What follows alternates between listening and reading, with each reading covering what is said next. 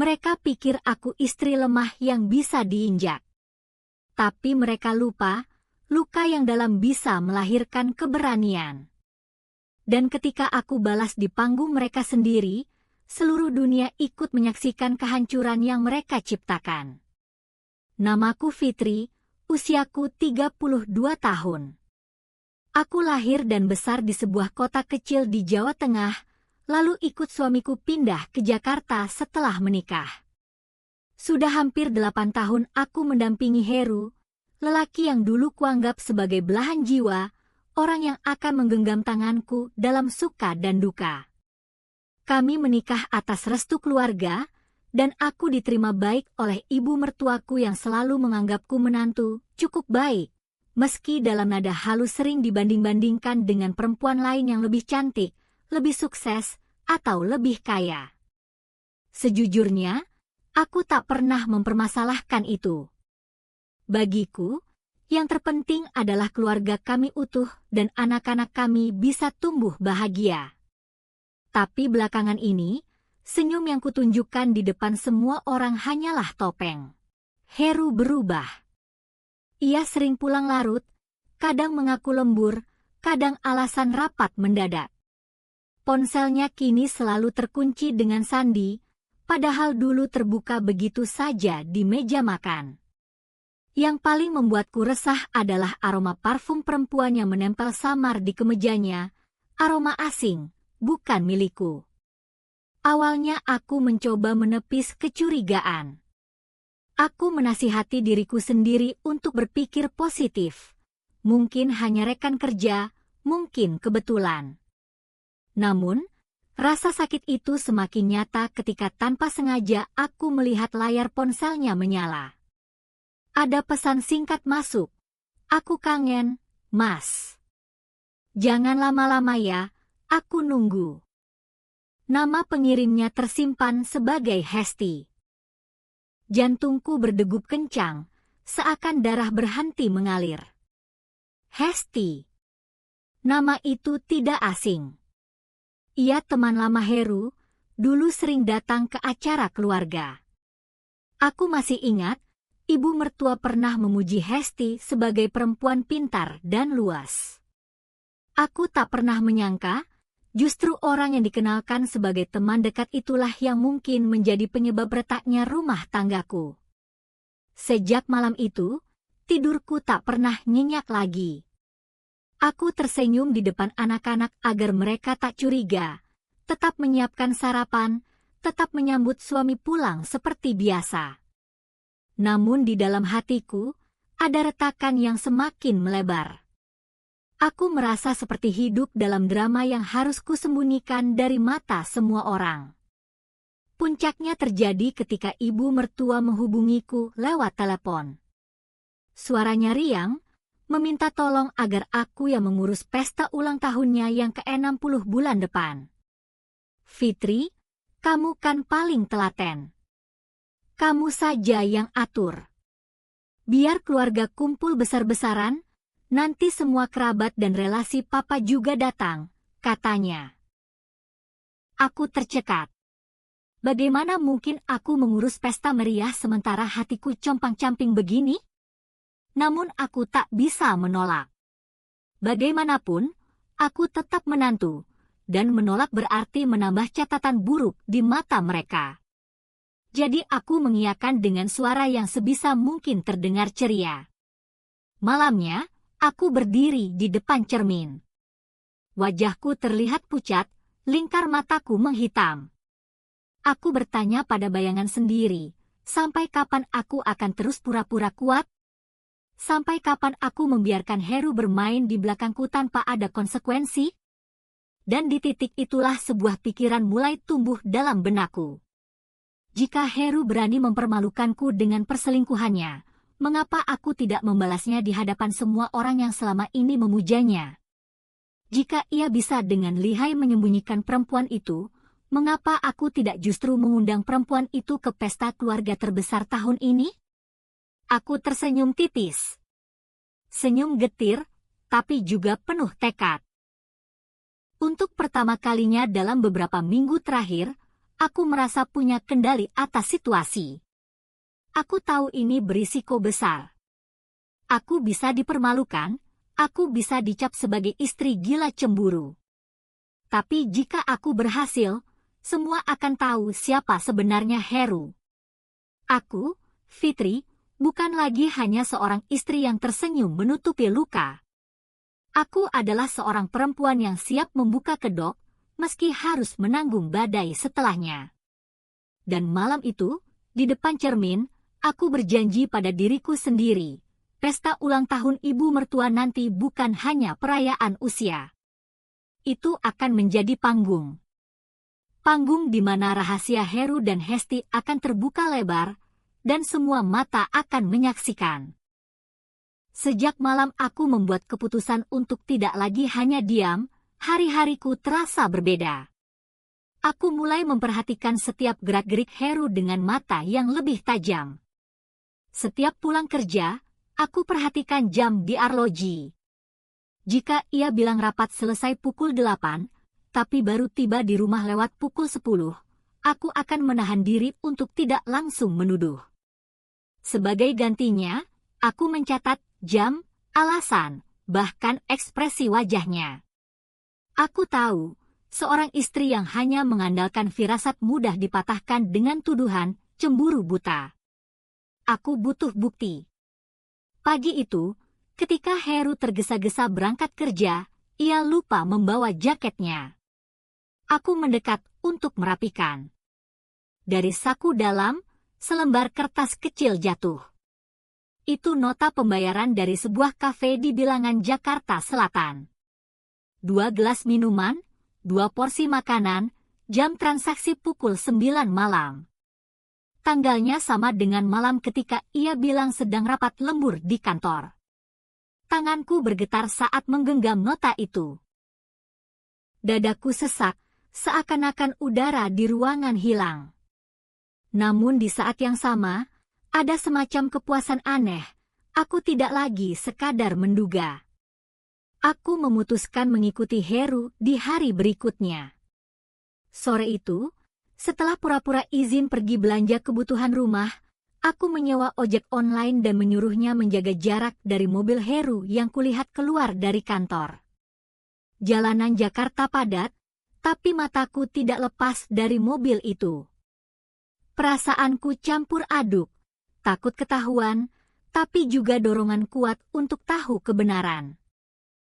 Mobil itu berhenti di depan sebuah restoran yang cukup mewah. Dari kejauhan aku melihat Heru turun, disusul seorang perempuan yang mengenakan gaun hijau. Rambutnya panjang, senyumnya manis, dan ya, wajah itu ku kenal. Hesti. Aku menelan ludah. Dunia seakan runtuh di sekelilingku, tapi di saat yang sama semua keping puzzle terasa menyatu. Jadi benar, dugaanku tidak salah. Hesti bukan hanya sekadar nama di pesan singkat. Ia nyata, ia hadir, dan ia menggandeng suamiku. Aku sempat ingin berlari mendekat, meneriakkan nama mereka, melemparkan semua kemarahan yang kupendam. Tapi aku menahan diri. Ada suara kecil di kepalaku yang berkata, belum waktunya. Jika kau terburu-buru, semua akan sia-sia. Tunggu panggungmu, Fitri. Dengan tangan gemetar, aku mengeluarkan ponsel. Ku coba mengambil beberapa foto dari balik kaca mobil ojek. Hasilnya buram, tapi cukup jelas menampilkan Heru dan Hesti masuk ke restoran berdua. Hatiku pedih. Air mataku hampir jatuh, tapi ku tahan. Aku butuh kepala dingin. Malam itu aku pulang lebih dulu daripada Heru. Saat ia datang dengan wajah lelah namun senyum dibuat-buat, aku hanya bisa menatapnya sambil menyembunyikan ponsel di bawah bantal. Dia tidak tahu aku sudah melihat semuanya. Yang membuatku lebih terluka adalah bagaimana Hesti bisa begitu tega.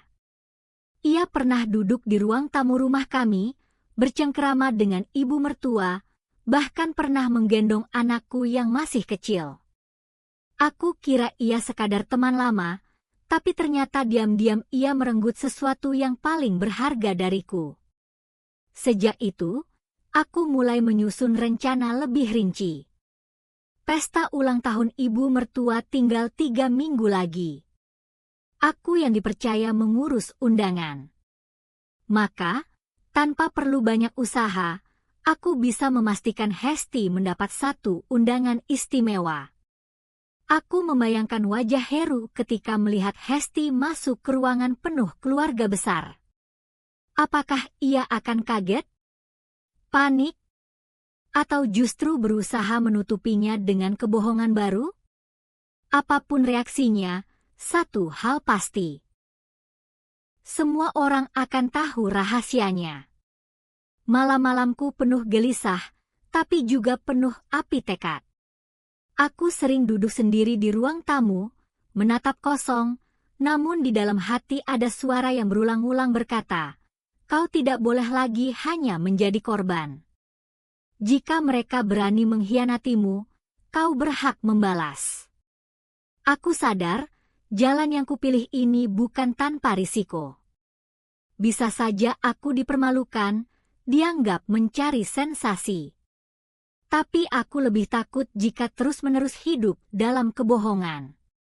Maka dari itu, dengan tanganku sendiri, aku menuliskan nama Hesti di daftar tamu undangan pesta ulang tahun ibu mertua. Saat pena itu menorehkan huruf terakhir, aku merasa jantungku berdetak lebih kencang, seakan langkah besar pertama balas dendamku baru saja dimulai. Hari-hari menjelang pesta ulang tahun ibu mertua berjalan seperti mimpi buruk yang harus kujalani sambil tersenyum.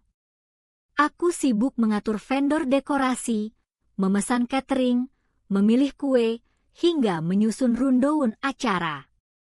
Semua itu kulakukan dengan wajah ramah di hadapan keluarga, seakan aku adalah menantu teladan yang setia mengurus kebutuhan mertua. "Fitri, jangan lupa pilih bunga yang segar ya. Mama suka mawar putih," pesan ibu mertua melalui telepon suatu siang. "Iya, Bu. Semua akan Fitri siapkan," jawabku pelan sambil menahan getir. Bibirku berkata manis, tapi di dalam hati aku hanya ingin tertawa sinis. Ia tidak tahu, pesta yang katanya penuh kebahagiaan ini akan menjadi ajang terbongkarnya aib terbesar putra kesayangannya. Semakin dekat hari pesta, semakin berat bebanku. Aku harus menjaga agar tak seorang pun curiga. Heru tetap pulang larut, kadang dengan alasan rapat, kadang mengaku sedang mengantar klien. Aku hanya tersenyum dan mengangguk, meski di dalam hati aku menertawakan kebohongannya. Yang paling sulit adalah menahan diri di depan anak-anak. Mereka masih polos, masih menatap ayahnya dengan kagum. Aku berusaha sekuat tenaga untuk tidak menjatuhkan sosok ayah di mata mereka, setidaknya sampai aku benar-benar siap. Aku menyusun daftar undangan dengan hati-hati. Nama-nama kerabat besar, sahabat keluarga, bahkan beberapa relasi bisnis Heru dan ayah mertuaku masuk ke dalamnya. Namun ada satu nama yang paling membuat tanganku bergetar ketika menuliskannya, Hesti. Aku menatap huruf-huruf itu lama sekali. Rasanya seperti menusukkan pisau ke dadaku sendiri. Tapi aku tahu, tanpa kehadirannya, semua ini hanya akan menjadi pesta biasa. Dengan undangan itu, aku sedang menyiapkan panggung. Panggung di mana Hesti akan muncul, dan rahasia Heru akan terbuka. Hari pesta akhirnya tiba. Sejak pagi aku sudah berada di lokasi, sebuah gedung pertemuan mewah yang dipesan khusus. Kru dekorasi sibuk memasang bunga, catering mulai menata meja panjang dengan makanan, dan aku mengawasi semuanya sambil menyembunyikan kegugupan di balik senyum. Ibu mertua tampak bahagia sekali. Ia memakai kebaya hijau tua, wajahnya dipoles dengan make-up rapi. Semua orang menyanjungnya, memanggilnya ibu panutan, dengan kagum. Aku menatapnya dari jauh, sambil berpikir, "Ibu, sebentar lagi Anda akan melihat putra Anda yang sempurna itu dalam wajah aslinya." Ketika para tamu mulai berdatangan, suasana menjadi meriah. Musik gamelan modern mengalun, gelak tawa terdengar di sudut-sudut ruangan. Aku menyapa satu persatu dengan ramah, menyembunyikan gemuruh di dadaku. Lalu mataku tertuju pada pintu masuk. Di sana, seorang perempuan masuk dengan percaya diri. Rambut panjangnya digelung elegan, gaun biru gelap membalut tubuhnya.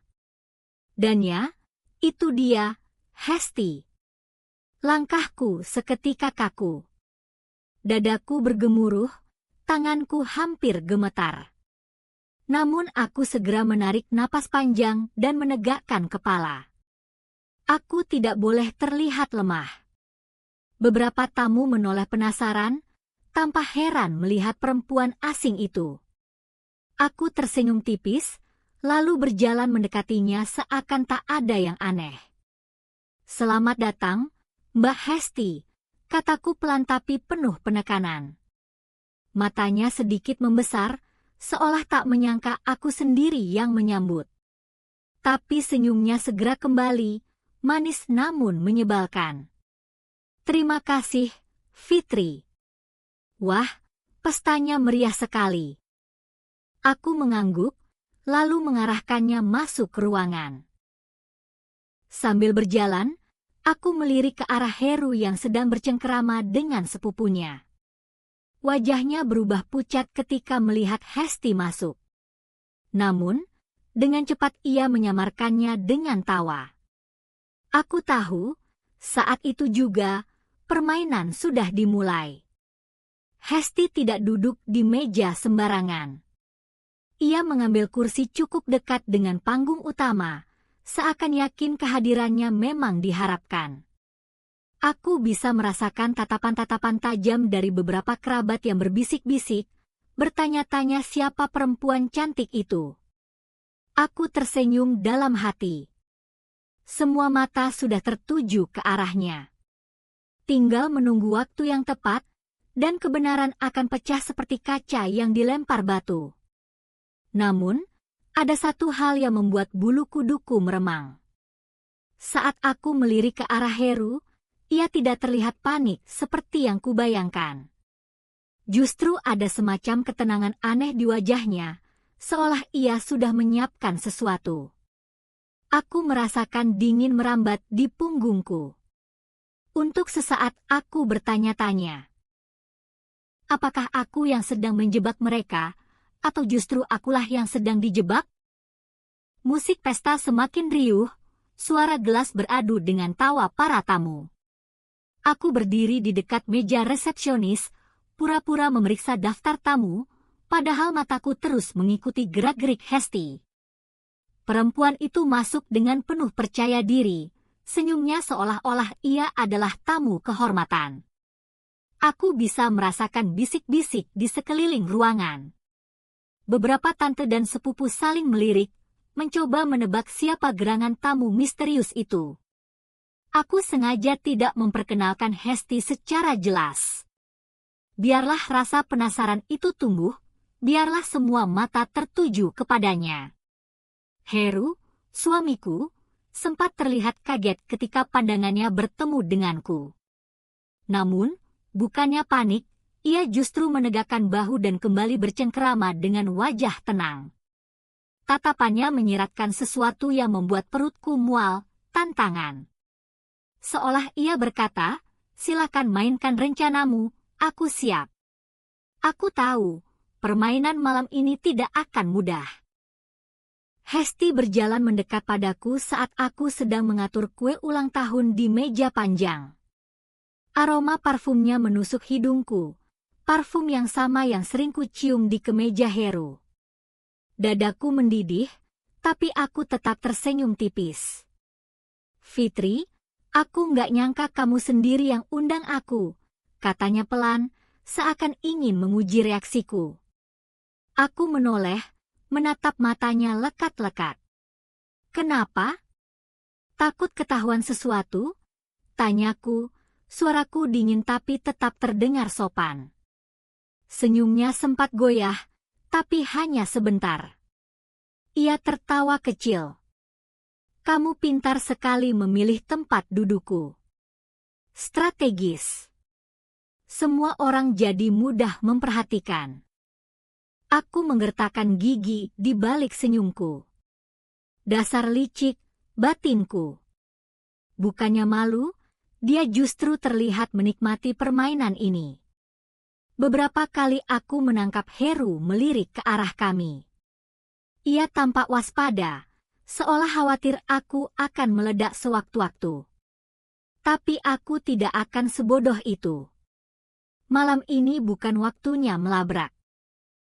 Malam ini aku hanya perlu memastikan semua mata semakin terbiasa dengan keberadaan Hesti. Ketika acara inti dimulai, ibu mertua naik ke panggung. Semua orang bertepuk tangan, musik berhenti, dan suasana menjadi hikmat. Aku berdiri di samping panggung, memastikan jalannya acara. Tapi pikiranku tidak bisa lepas dari sosok Hesti yang duduk anggun di barisan depan. Sesekali aku mendengar bisikan.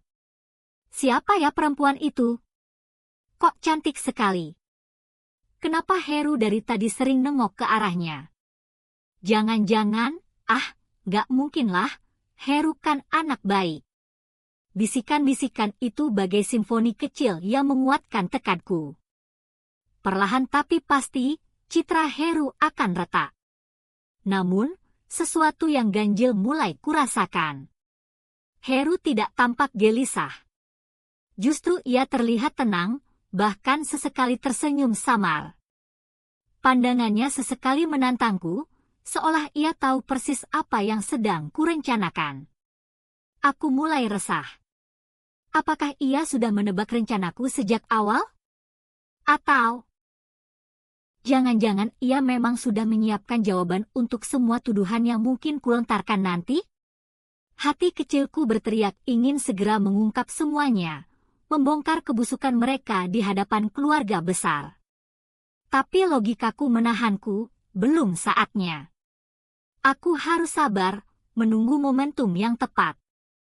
Ketika sesi foto keluarga berlangsung, aku sengaja menarik Hesti ke dalam barisan.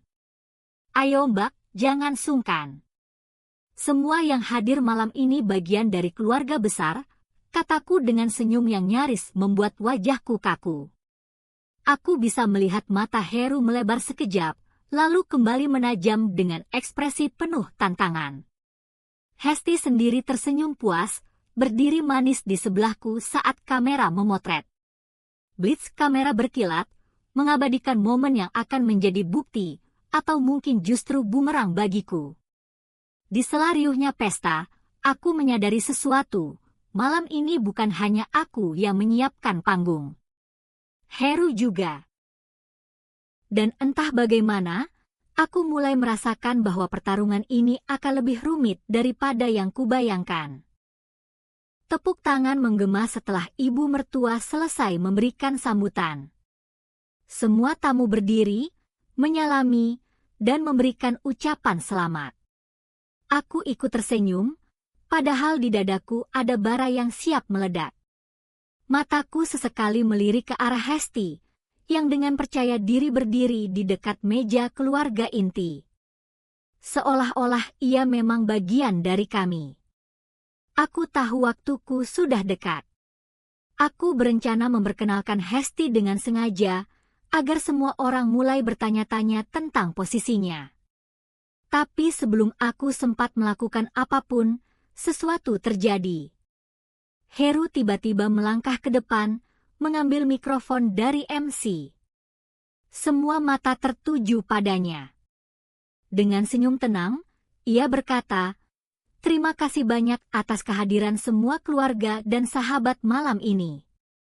Malam ini sangat berarti untuk Mama, juga untuk kami sekeluarga." Aku mengerutkan dahi. Ini di luar rundown. Heru melanjutkan dengan suara lantang.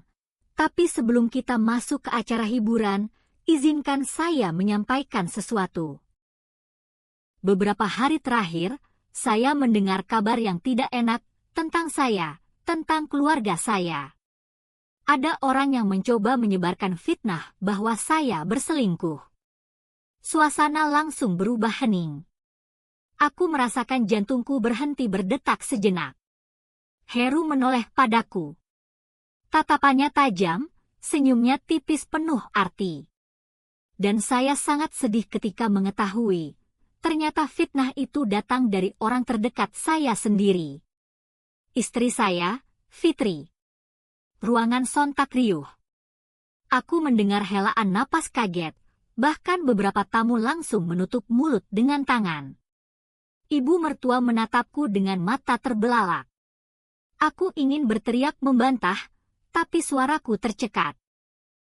Heru melanjutkan dengan nada meyakinkan, saya tahu, mungkin Fitri lelah, mungkin dia merasa kurang diperhatikan. Tapi menyebar gosip, mengundang orang asing ke pesta keluarga, ini sungguh menyakitkan. Malam ini harusnya Mama bahagia, tapi lihatlah, istriku sendiri hampir membuat keributan. Mataku langsung tertuju pada Hesti. Perempuan itu menunduk manis, pura-pura terkejut. Perannya begitu meyakinkan, seakan-akan ia hanya korban fitnah yang sengaja kuhadirkan. Ibu mertua bangkit dari kursinya, menatapku dengan tatapan kecewa. Fitri, apa benar ini? Suaranya bergetar. Aku gemetar, tanganku dingin. Semua rencana yang kususun seakan hancur berkeping-keping. Heru memutar balik semua tuduhan kepadaku, dan dia melakukannya di hadapan seluruh keluarga besar. Aku mencoba membuka mulut, Bu, aku. Tapi Heru cepat memotong. Kamu tidak perlu membuat alasan, Fitri. Semua orang bisa melihat kamu sengaja mengundang dia. Telunjuknya mengarah ke Hesti untuk mempermalukan saya. Padahal jelas-jelas dia hanya teman lama. Aku hampir tak bisa bernapas. Dunia seperti berputar. Di sekelilingku, aku bisa mendengar bisikan tajam. Ya ampun, Fitri kok tega banget ya? Kasihan Heru, fitnah begitu. Pantas Fitri kelihatan aneh dari tadi. Rasanya aku ingin berteriak bahwa semua itu bohong, bahwa akulah yang dikhianati. Tapi aku tahu, tanpa bukti di tangan, suaraku hanya akan terdengar seperti istri paranoid. Heru menutup pidatonya dengan kalimat manis yang menusuk telingaku. Saya mohon doa restu dari semua keluarga, semoga rumah tangga kami baik-baik saja, dan semoga Fitri bisa kembali menjadi istri yang saya cintai. Tepuk tangan terdengar, meski samar dan canggung. Ibu mertua menepuk bahu Heru bangga, sementara aku berdiri membeku. Hesti masih tersenyum manis, seolah kemenangan ada di pihaknya. Aku merasa dunia berpaling dariku. Di pesta yang seharusnya menjadi panggungku untuk membuka kebenaran, justru aku yang dipermalukan. Heru berhasil membalikkan keadaan, menjadikanku sosok istri yang cemburu buta, penuh drama, dan tidak tahu diri. Saat itu juga aku tahu, aku telah jatuh ke dalam jebakan yang lebih dalam dari yang pernah kubayangkan. Namun di balik kepahitan itu, ada satu hal yang menyala dalam hatiku, amarah. Amarah yang tidak akan kubiarkan padam. Mereka boleh membuatku jatuh di depan semua orang malam ini, tapi aku berjanji pada diriku sendiri, suatu saat aku akan membuat Heru dan Hesti hancur dengan cara yang lebih menyakitkan. Malam itu, di tengah keramaian pesta, aku berdiri sendirian. Air mataku kutahan mati-matian. Semua orang menganggapku kalah. Tapi mereka belum tahu, pertarungan ini baru saja dimulai. Aku berjalan keluar dari gedung pesta dengan langkah goyah. Suara musik dan tawa masih terdengar dari dalam, tapi bagiku, malam itu sudah berakhir sejak Heru mengambil mikrofon dan menjadikan aku bahan tontonan. Angin malam menusuk kulitku, tapi rasa dingin yang kurasakan bukan hanya karena cuaca. Itu dingin yang lahir dari penghinaan. Aku, Fitri, istri yang selama ini berusaha menjaga nama baik keluarga, dipermalukan di depan mertua, kerabat, bahkan teman-teman bisnis suamiku. Semua mata menatapku dengan iba bercampur sinis, seakan aku hanyalah istri gila yang tak tahu diri. Aku ingin berteriak, ingin menjelaskan, ingin menampar wajah licik Heru dan Hesti. Tapi lidahku keluh. Tanpa bukti, aku hanyalah bayangan istri yang tersesat di dalam imajinasinya sendiri. Di parkiran, aku duduk di kursi mobil sendirian. Air mataku pecah. Aku menggenggam erat rok kebaya yang kupakai, hingga jariku memutih. Tega sekali mereka. Bagaimana bisa Heru, suami yang kubela selama ini, malah menginjak harga diriku di depan semua orang? Ponselku bergetar di tas. Sebuah pesan masuk dari grup keluarga besar, foto-foto pesta, termasuk satu foto di mana aku dan Hesti berdiri berdampingan di depan panggung. Aku menatapnya lama.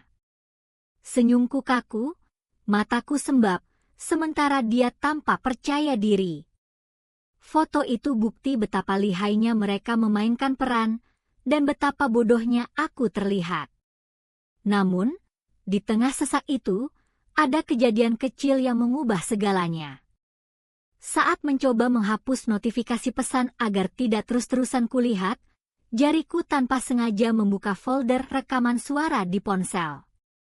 Dan di sana, ada sebuah file dengan nama samar, meeting_notes, MP3. Aku ingat, ponsel Heru pernah kupakai sebentar beberapa hari lalu ketika ponselku habis baterai. Mungkin file itu tersinkron otomatis ke cloud yang kami bagi. Dengan rasa penasaran bercampur was-was, aku menekan tombol play. Suara Heru terdengar jelas. Aku nggak bisa lama-lama, Hes. Fitri mulai curiga. Tapi tenang, dia nggak punya bukti. Kalaupun dia mau buka mulut, aku bisa balikan semua ke dia. Jantungku berdetak kencang. Lalu terdengar suara perempuan, suara yang tak asing, Hesti. Pintar kamu, Mas. Fitri memang gampang dipatahkan. Biar saja orang-orang mikir dia istri histeris. Selama mama sama keluarga percayanya ke kamu, kita aman. Aku terdiam. Air mataku yang tadi terasa hina kini berubah jadi api. Rekaman itu, inilah bukti yang selama ini ku cari. Tanganku bergetar, tapi kali ini bukan karena takut. Ini karena amarah bercampur dengan rasa lega. Tuhan memberiku secercah cahaya di tengah gelapnya penghinaan malam ini. Aku menyeka air mata dengan punggung tangan. Di cermin mobil, wajahku tampak berantakan, makeup luntur, mata bengkak. Tapi di balik semua itu, ada sorot mata baru, mata seorang perempuan yang tidak akan lagi membiarkan dirinya diinjak. Aku tahu, jalan ke depan tidak mudah. Heru licik, Hesti pintar memainkan peran. Mereka punya banyak pendukung, sementara aku baru saja dicap sebagai istri pengacau. Tapi kali ini aku punya senjata. Rekaman itu kusembunyikan baik-baik di folder aman, ku beri sandi khusus. Lalu aku menarik napas panjang. Belum saatnya, belum. Aku harus menunggu panggung yang lebih besar, yang lebih ramai daripada pesta tadi. Jika malam ini mereka bisa menjatuhkanku di hadapan keluarga, maka suatu saat aku akan menjatuhkan mereka di hadapan dunia. Malam itu aku pulang dengan hati yang hancur, tapi juga dengan tekad yang baru. Aku tahu aku tidak bisa lagi hanya diam. Luka yang membakar ini harus kujadikan bahan bakar untuk balas dendam. Dan aku berjanji, Heru dan Hesti akan menyesal pernah merendahkanku. Beberapa hari setelah pesta itu, hidupku berubah menjadi siksaan yang sunyi. Setiap kali aku berpapasan dengan tetangga atau keluarga, tatapan mereka seolah menghakimiku. Bisikan-bisikan pelan yang tak pernah benar-benar pelan menusuk telinga. Kasihan, istrinya cemburu buta. Fitri makin aneh. Heru bertingkah seakan tak terjadi apa-apa. Ia tetap pulang larut malam dengan alasan pekerjaan, tetap tersenyum lembut di depan ibu mertua, bahkan sesekali menatapku seolah ingin mengingatkan bahwa aku hanyalah istri bodoh yang tak punya daya. Aku menahannya. Luka di pesta itu masih segar, tapi aku tak boleh gegabah lagi. Kali ini, aku harus lebih cerdas dari Heru. Rekaman suara yang kutemukan terus kuputar berulang-ulang, menjadi pengingat bahwa aku tidak gila. Mereka memang berselingkuh, mereka memang merencanakan ini semua. Tapi rekaman itu belum cukup untuk menghancurkan mereka. Aku butuh lebih. Aku butuh bukti yang tak bisa diputar-balikan. Malam itu, saat Heru tertidur, aku memberanikan diri membuka laptop kerjanya. Jemariku gemetar, tapi tekadku bulat. Aku tahu passwordnya, tanggal ulang tahun ibunya, tentu saja. Sungguh ironis, ia bisa mengingat detail kecil tentang ibunya, tapi melupakan luka yang diberikannya pada istrinya sendiri. Begitu layar menyala, aku langsung menuju folder dokumen. Di sana aku menemukan beberapa file laporan bisnis, kwitansi, dan email. Sebagian tampak biasa. Tapi ada satu folder bernama private yang terkunci dengan password berbeda. Aku hampir menyerah, sampai tiba-tiba aku teringat nama Hesti. Dengan jantung berdegup, ku coba mengetik Hesti 1989. Folder itu langsung terbuka. Nafasku tercekat. Puluhan foto terpampang di layar.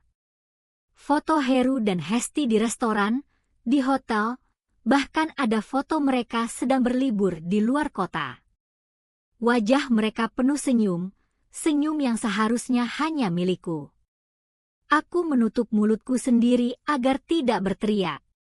Air mataku jatuh tanpa bisa kutahan. Tapi bersamaan dengan itu, ada kekuatan aneh yang menyusup dalam diriku. Aku tak lagi sekadar istri yang terluka, aku adalah perempuan yang akan menuntut balas. Ku copy semua file itu ke flash disk kecil yang kusimpan di dalam buku catatan. Aku tahu, jika Heru sadar aku menemukan ini, aku bisa berada dalam bahaya. Jadi aku harus berhati-hati. Keesokan harinya, aku pura-pura menjalani rutinitas seperti biasa.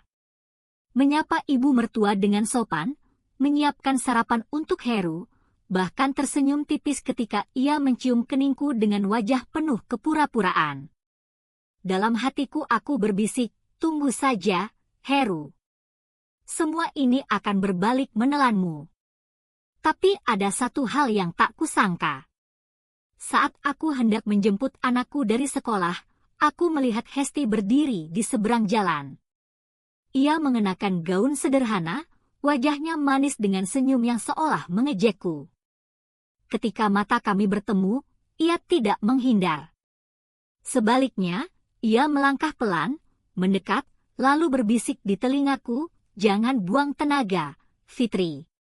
Semua orang sudah percaya padaku. Kamu hanya istri gila yang terlalu cemburu." Darahku mendidih. Ingin rasanya menampar wajahnya saat itu juga. Tapi aku hanya tersenyum tipis, menahan diri.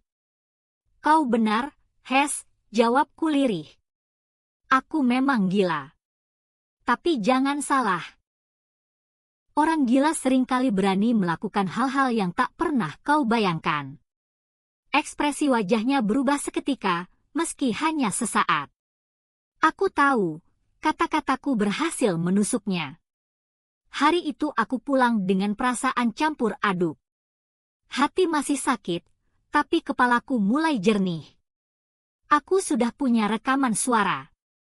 Aku sudah punya foto-foto mereka. Tinggal menunggu waktu yang tepat untuk memukul balik. Dan aku tahu, panggung terbaik untuk menjatuhkan mereka bukan di dalam rumah, bukan di hadapan keluarga saja. Aku akan menjatuhkan mereka di hadapan orang-orang yang paling mereka butuhkan, teman bisnis, kolega, dan masyarakat yang selama ini percaya pada citra sempurna mereka. Aku menarik napas panjang. Luka pesta ulang tahun ibu mertua akan kubalas dengan panggung yang lebih besar. Pertarungan sesungguhnya baru akan dimulai. Hari itu datang lebih cepat dari yang kuduga. Heru begitu sibuk mempersiapkan acara peresmian proyek baru perusahaannya, sebuah gedung tinggi di pusat kota. Semua orang penting diundang, rekan bisnis, pejabat pemerintah, bahkan wartawan. Heru berjalan dengan dada membusung, yakin bahwa malam itu akan menjadi puncak kejayaannya. Aku ikut hadir, tentu saja. Dengan gaun sederhana dan riasan tipis, aku tampak seperti istri setia yang kembali tunduk. Itulah peran yang harus kumainkan, agar ia tidak curiga. Padahal, di dalam tasku ada senjata yang akan menghancurkannya, flash disk berisi foto-foto dan rekaman perselingkuhannya. Seperti biasa, Hesti juga hadir, berpura-pura sebagai teman dekat keluarga. Ia berdiri di samping Heru, sesekali berbisik dengan wajah sumringah. Melihat mereka membuat dadaku perih, tapi perih itu kini bercampur dengan kepuasan, karena aku tahu sebentar lagi mereka akan merasakan apa artinya dihancurkan. Acara dimulai dengan sambutan, musik, dan tepuk tangan meriah. Heru naik ke panggung, mengambil mikrofon, lalu berbicara penuh percaya diri tentang keberhasilan proyek dan masa depan perusahaannya. Semua orang tampak kagum. Mereka melihatnya sebagai lelaki sukses, suami teladan, anak berbakti. Aku berdiri di sudut ruangan, menunggu. Jantungku berdegup kencang. Saat MC mempersilakan tamu menonton presentasi video perusahaan di layar besar, aku bergerak cepat. Seorang teknisi yang kubayar sebelumnya sudah menungguku di belakang panggung.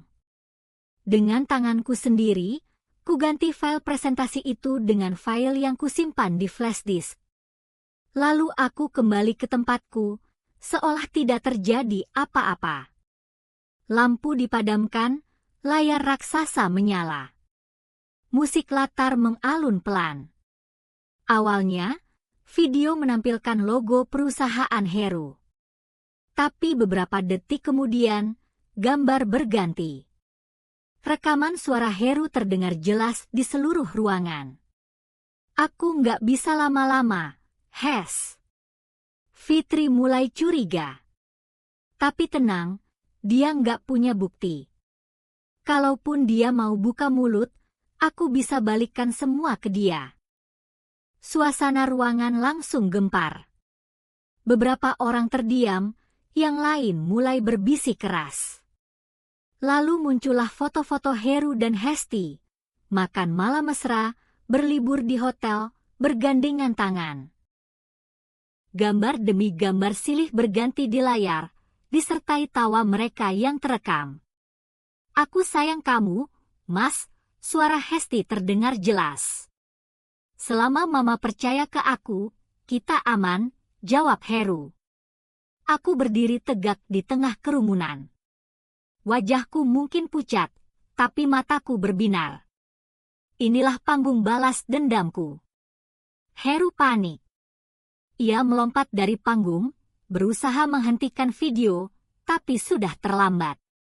Semua orang sudah mendengar, semua sudah melihat. Wartawan berebut mengangkat kamera. Kolega-koleganya menatapnya dengan jijik. Ibu mertua yang duduk di barisan depan menutup mulut dengan tangan, matanya berkaca-kaca. Aku bisa merasakan bagaimana hatinya hancur mendengar anak kebanggaannya ternyata pembohong besar. Hesti berdiri kaku, wajahnya pucat pasi. Senyum angkuhnya lenyap. Ia mencoba berlari keluar ruangan, tapi suara-suara sinis mengejarnya. Itu selingkuhannya, ya. Pantas saja Fitri dipermalukan waktu pesta.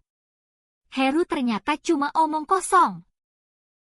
Heru mencoba mendekatiku, wajahnya penuh amarah. Fitri, apa yang kamu lakukan? Kau gila. Aku menatapnya dingin. Benar, Heru. Aku gila. Gila karena terlalu lama bertahan sama suami brengsek kayak kamu. Tepuk tangan tiba-tiba terdengar. Aku menoleh. Beberapa tamu justru bertepuk tangan, bukan untuk Heru, tapi untuk keberanianku. Aku melangkah pergi, meninggalkan Heru yang berteriak-teriak di belakangku. Hesti menangis, diseret keluar oleh satpam yang tak mau keributan makin besar. Wartawan mengepung, mikrofon-mikrofon diarahkan, blitz kamera menyala tanpa henti.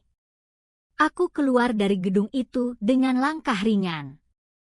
Untuk pertama kalinya setelah sekian lama, aku merasa bebas. Bebas dari kebohongan, bebas dari penghinaan, bebas dari bayangan suami yang selama ini hanya memenjarakanku. Di luar, udara malam terasa segar. Aku mendongak ke langit, membiarkan angin meniup rambutku. Aku tersenyum. Pertunjukan sudah berakhir, dan kali ini aku yang menang.